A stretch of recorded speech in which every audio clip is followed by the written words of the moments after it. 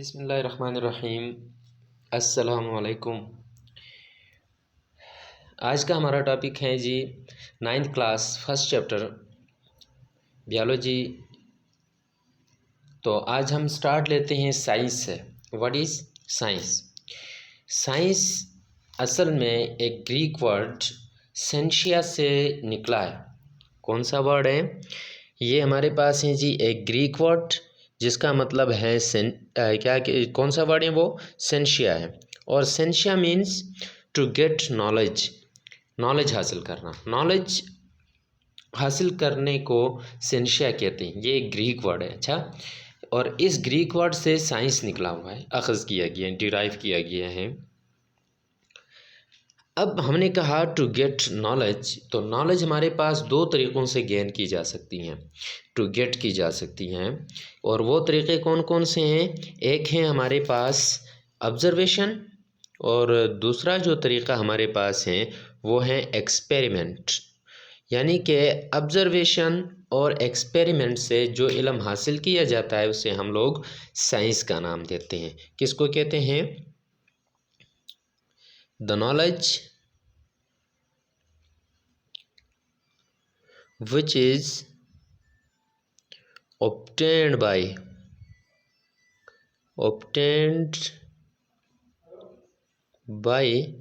experiment as well as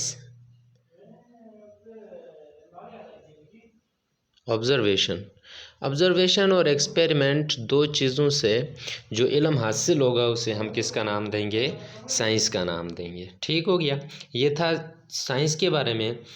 अब हम आते हैं कि साइंस के बाद व्हाट इज़ बियोलॉजी। भाई बियोलॉजी क्या है? तो बियोलॉजी असल में टू ग्रीक वर्ड्स से मिलके बना हुआ है। ये भी ग्रीक वर्ड है। एक है बायोस और जो दूसरा हमारे पास है वो है लोगोस। यानी कि यहाँ पे बायो एंड लॉजी इस तरह है ना। तो लॉजी जो लफ्ज़ हैं वो लोगोस या लोगस से निकला हुआ है, और बायो बायोस आया। ठीक हो गया। बायो का मतलब होता है लाइफ। क्या होता है? लाइफ। जबकि हमारे पास जो लोगोस हैं या लोगस हैं, इसका मतलब होता है to discuss or to study. किसी चीज़ को डिस्कस करना या फिर उसके बारे में स्टडी करना, उसको हम क्या कहते हैं? लोगस का नाम देते हैं। ठीक है। तो बायो लोगस यानी कि बायोलॉजी। ठीक है। तो बियोलॉजी आ गया। बायो लाइफ है, इसको मिला के देखते हैं। Life to study, life to study मतलब लाइफ के बारे में स्टडी करना। तो द स्टडी ऑफ लाइफ, एक पॉइंट यहाँ तक, द स्टडी ऑफ लाइफ जिसका मतलब क्या है? बियोलॉजी। हम ये भी कह सकते हैं the study of life is called biology. या लाइफ होती किस चीज़ की है? लाइफ किसकी होती है? लिविंग ऑर्गेनिज्म की लाइफ होती है। लिविंग ऑर्गेनिजम्स की लाइफ होती हैं। तो हम लाइफ की जगह लिविंग ऑर्गेनिज्म पुट करते हैं। क्या कहेंगे हम? The study of living organism. ये तो टिपिकल डिफिनीशन है। The study of living organism is called biology. Okay. लेकिन हम बियोलॉजी के अंदर एक ब्रांच डिस्कस करते हैं, जैसे हम पैलेंटोलॉजी का। और पैलेंटोलॉजी में हम लोग पढ़ते हैं the study of fossils. Fossils जो हैं वो तो लिविंग नहीं होते हैं, डेड होते हैं। फॉसिल कहते हैं dead remain of all living organism. आगे हम ब्रांचेस में डिस्कस करेंगे। ठीक है ना।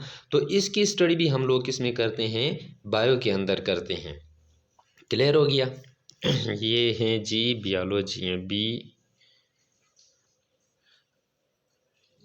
बियोलॉजी हैं। अच्छा, तो क्या कह रहा था कि सिर्फ the study of living organism कहेंगे तो ये टिपिकल डिफिनीशन है, बस the study of living organism is known as biology. लेकिन असल में हम लिविंग ऑर्गेनिज्म के साथ साथ कुछ नॉन लिविंग ऑर्गेनिज्म के बारे में, नॉन लिविंग थिंग्स के बारे में भी स्टडी करते हैं। जैसे determinant of all living organism, ये भी तो नॉन लिविंग है, लिविंग तो नहीं होता। इसी तरह इकोलॉजी के बारे में स्टडी करते हैं। इकोलॉजी के अंदर हमारे पास दो फैक्टर्स आते हैं, बायोटिक एंड एबायोटिक। और बायोटिक फैक्टर के बारे में भी हम लोग कहाँ पे स्टडी करते हैं? बियोलॉजी के अंदर। और एबायोटिक फैक्टर के बारे में भी हम लोग कहाँ पे स्टडी करते हैं जी? बियोलॉजी के अंदर स्टडी करते हैं।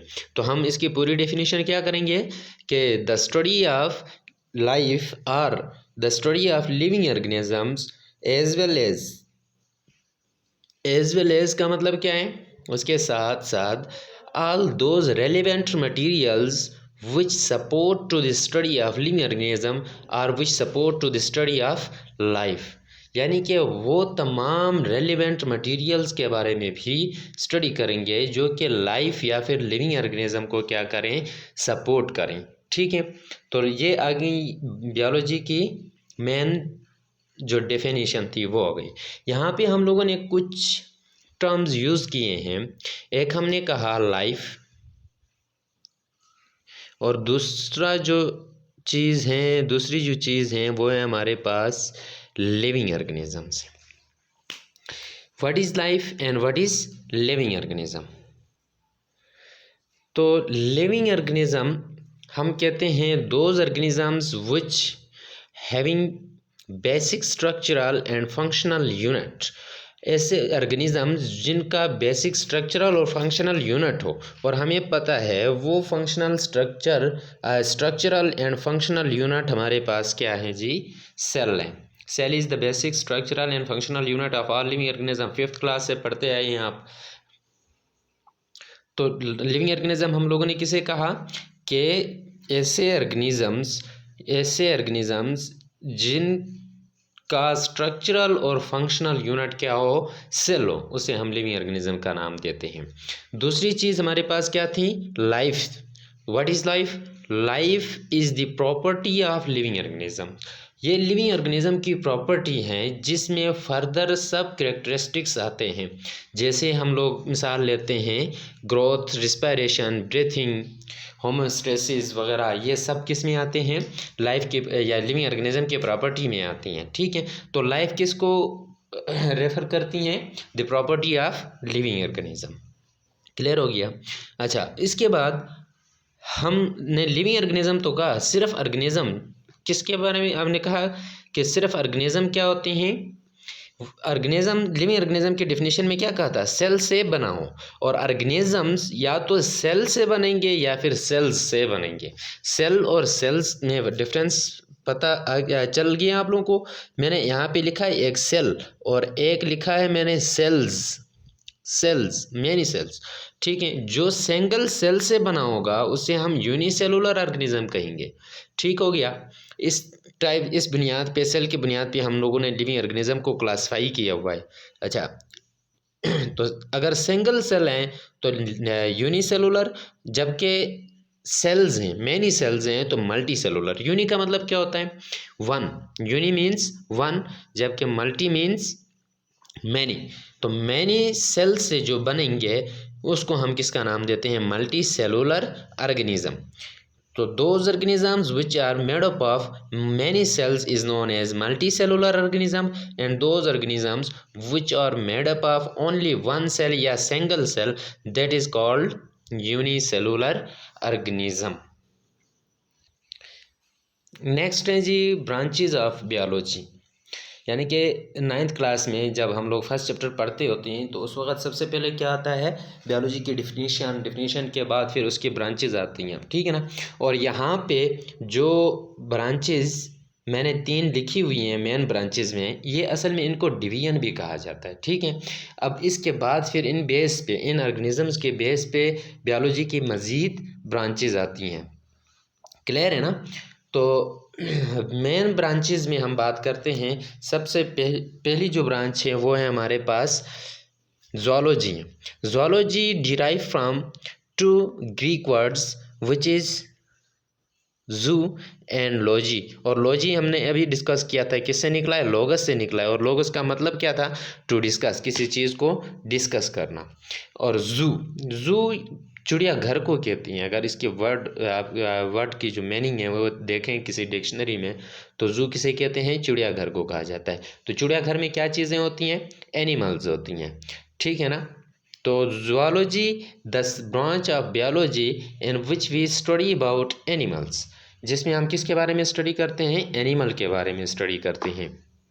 जो नेक्स्ट ब्रांच है वो है हमारे पास बॉटनी है। तो botany the branch of biology which deals with the study of plants.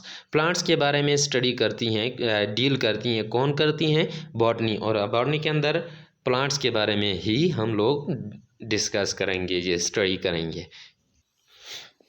Next है हमारे पास माइक्रोबियोलॉजी।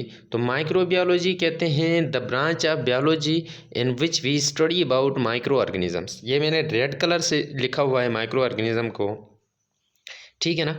तो माइक्रो ऑर्गेनिजम्स के बारे में स्टडी करना माइक्रोबियोलॉजी, शॉर्ट डेफिनेशन आ गई। लेकिन यहाँ पे जो वर्ड माइक्रो है इसका मतलब क्या होता है? Small. Micro means small and organism means organism, तो स्मॉल ऑर्गेनिजम्स। तो माइक्रो ऑर्गेनिज्म की डेफिनेशन हम लोग क्या करेंगे? Those organisms which we can't see through our naked eyes but by microscope. यानी कि इनको देखने के लिए हम लोग एक आले को यूज़ करेंगे और वो आला क्या कहलाता है? माइक्रोस्कोप कहलाता है। तो ऐसे ऑर्गेनिजम्स जो खाली आँख से नज़र ना आए, हमें खाली आँख से नज़र ना आती हों, ऐसे ऑर्गेनिजम्स को हम लोग किसका नाम देते हैं? किसका नाम देंगे? माइक्रो ऑर्गेनिज्म का। ये बहुत छोटे छोटे होते हैं, ये इंसान जो है वो अपने खाली आँख से बिल्कुल नहीं देख सकता। मिसाल के तौर पर हमारे पास हैं जी बैक्टीरियाज़ हैं। क्या हैं? बैक्टीरियाज़ हैं। इसकी एग्जांपल मैं आप लोगों को लिखता हूँ माइक्रो ऑर्गेनिजम्स की। ये जी हम लिखते हैं जी बैक्टीरियाज़। बैक्टीरिया क्या है? माइक्रो ऑर्गेनिजम्स में आती है, ठीक हो गया। अच्छा, यहाँ पे एक वर्ड यूज़ किया हम लोगों ने माइक्रोस्कोप का। तो माइक्रोस्कोप, व्हाट इज़ माइक्रोस्कोप? तो it is a device it is a device which is use to see that type of substances और that type of organisms which can't be seen through our naked eyes. हम अपने necked आई से उस चीज़ को ना देख सकते हों, ऑर्गेनिज़म को ना देख सकते हों, तो उसको देखने के लिए हम लोग किसको यूज़ करते हैं? एक डिवाइस को यूज़ करते हैं और उस डिवाइस का नाम क्या है? माइक्रोस्कोप है। नेक्ड आइज मतलब खाली आँख, खाली आँख विदाउट यूजिंग एनी इंस्ट्रूमेंट और डिवाइस, ठीक है, हम इस चीज़ को नहीं देख सकते। तो that's all about today's lecture. इंशाल्लाह नेक्स्ट डे हम लोग यहाँ से आगे अपना लेक्चर कंटिन्यू करते हैं। अल्लाह हाफिज़, टेक केयर, बाय बाय।